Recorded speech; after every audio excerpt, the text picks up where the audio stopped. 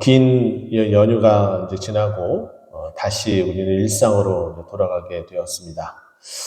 그동안 우리가 함께 새벽을 함께 하지 못했지만 또 오늘부터 다시 새벽을 깨우며 또 하나님께서 마지막 우리의 삶에 2023년 4분기 마지막 이 분기를 하나님의 은혜로 우리가 승리할 수 있도록 이끌어 주실 줄 믿습니다.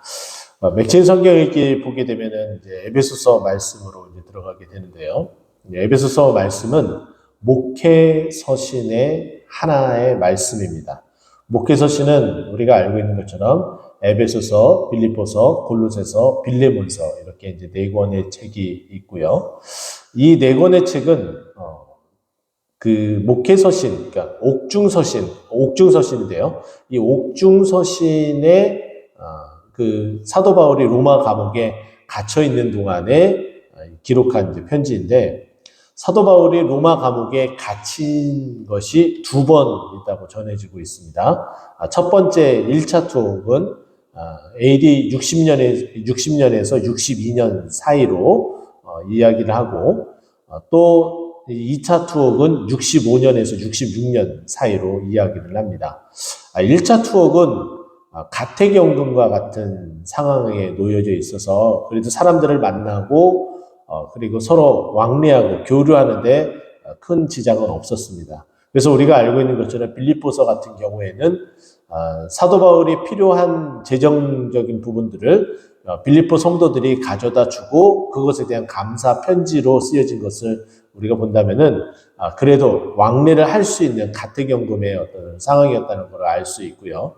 또 이제 마지막 그가 사도 바울이 이제 목회 서신을 쓰는 디모데 전서, 디모데 후서, 디도서 이렇게 이제 말씀을 쓸 때 이제 2차 투옥이었었는데, 이때는 이제 교류가 하기 힘든 철창살이 있는 그런 감옥에 갇혀 있었던 상황 가운데에 마지막 목회를 하고 있는 디모데와 디도에게 편지를 써서 목회에 대한 어떤 방법들에 대해서 편지를 이제 주고받은 것이 마지막 목회 서신이다라고 볼 수가 있습니다. 그러면 오늘 에베소서는 이제 가택연금 상황 가운데 있는 1차 투옥의 시기에 사도 바울의 에베소 교회 교인들과 이제 함께 이제 편지를 나누는 부분들인데요.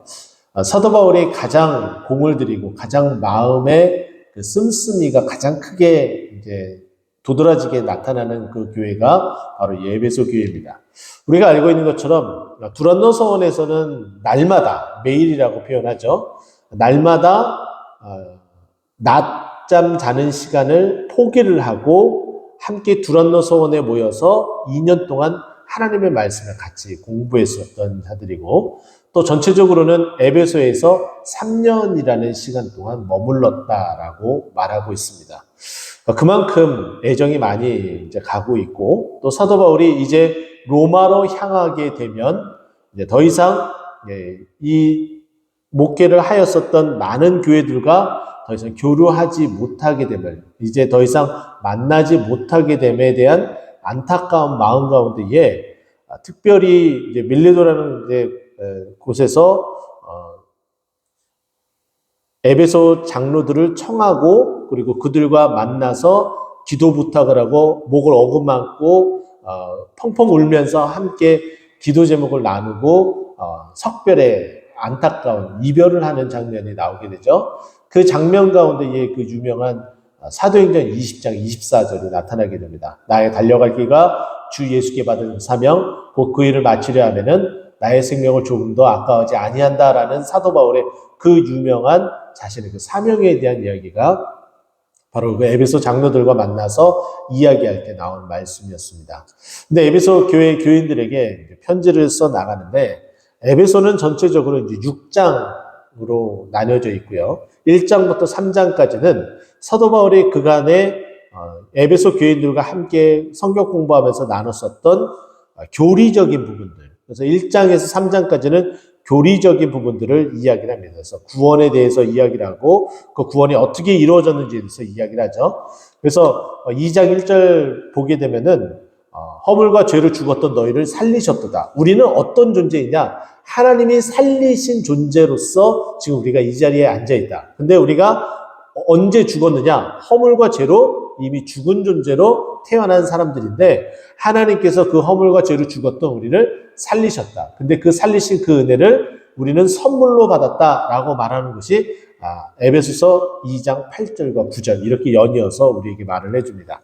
그러니까 이와 같이 교리적인 것들을 3장에 걸쳐서 쭉 이야기를 했다면은 이제 4장부터는 그 교리에 합당한 삶을 어떻게 살아가야 되는지에 대해서 4장부터 이제 6장까지 이제 전해지게 됩니다.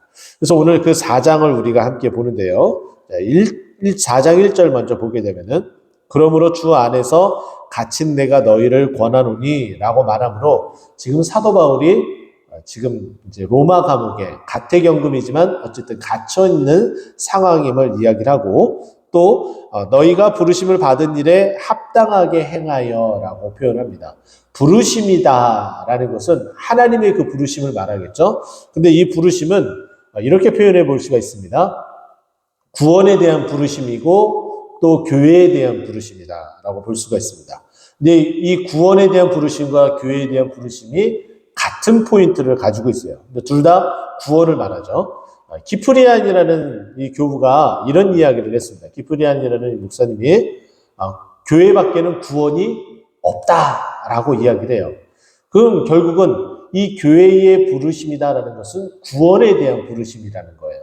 그래서 왜 교회 밖에는 구원이 없냐? 교회는 예수 그리스도로 말미암아 세워진 곳이고 예수 그리스도의 피값으로 산 곳입니다.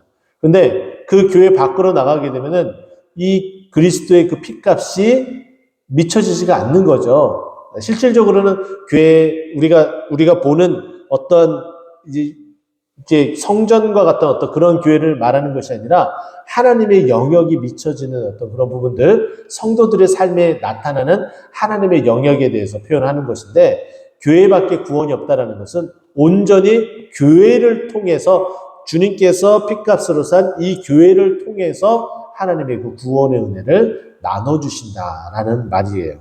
그렇기 때문에 이 구원에 대한 부르심 또 교회에 대한 부르심은 동일하다라고 볼 수가 있죠. 그런데 그 부르심에 합당하게 행하라. 과연 구원받은 자의 합당한 삶이 무엇이냐? 그것을 우리에게 말해주려고 합니다. 근데 그 합당한 삶은 2절과 3절에서 우리에게 말해주고 있는데 2절 첫 번째는 이렇게 얘기합니다. 모든 겸손함. 우리가 구원받은 사람이라면은 나에게 아무런 근거와 나의 어떠한 공로가 전혀 없음을 온전히 주님께서만 그 구원에 역사하셨음을 고백하고 나아가는 것. 그것을 바로 겸손이라고 표현하는데 그렇게 겸손해야 된다라고 말하는 것이고 두 번째는 온유로 하고라고 이야기를 합니다. 이 온유로 한다라는 것은 온유다라는 것은 야생마가 길들여지는 어떤 그런 부분들이죠. 그렇게 본다면은 우리의 삶이 구원받은 삶과 구원 이전의 삶과 구원 이후의 삶이 달라져야 된다라는 거예요. 왜냐하면 우리는 이전에 허물과 죄로 죽었던 존재인데 이제 구원함을 받았다. 그러면 우리는 이제 어떠한 삶으로 나아가야 되느냐? 그리스도를 닮아가는 삶을 살아가야 된다.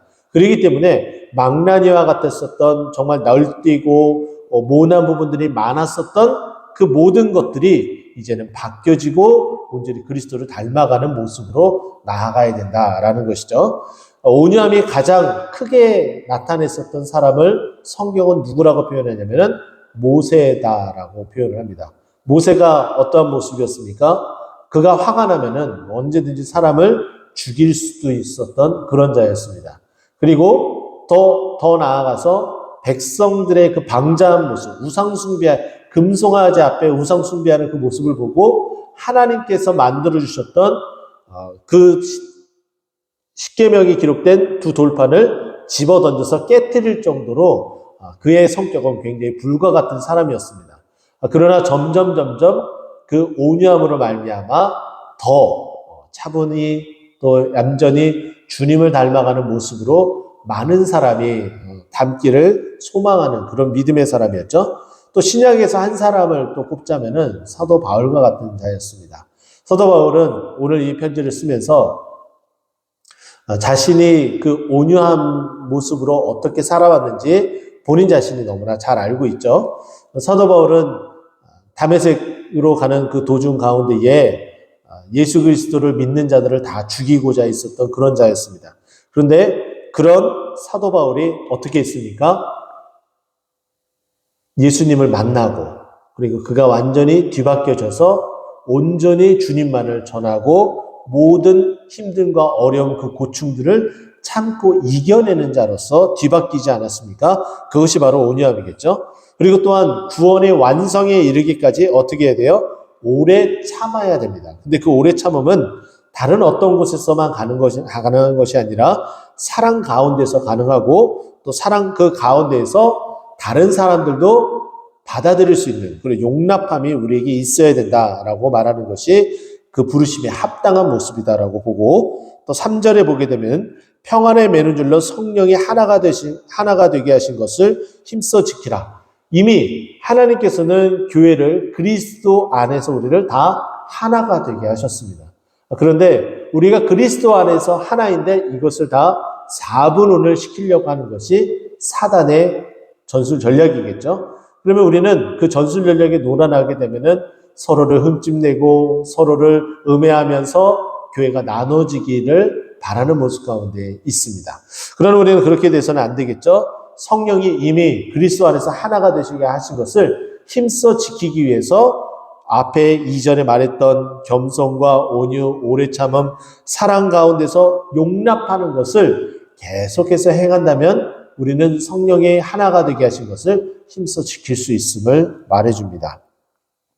또 4절에 이어서 이렇게 이야기하죠. 몸이 하나요 성령도 한 분이시니 이와 같이 너희가 한 소망 안에서 부르심을 받았다. 우리가 부르심을 받은 것은 한 소망이다. 그 소망은 어떤 소망이냐? 구원에 대한 소망이고 이 소망은 우리가 그리스도 안에서 하나고 또 성령께서도 우리를 하나로 만들어 주신 것이다. 그렇기 때문에 이것을 힘써 지켜야 된다. 이 구원도 지켜야 되지만 이 교회도 우리가 힘써 지켜야 된다라고 3절에 연이어서 말해주고 있고요.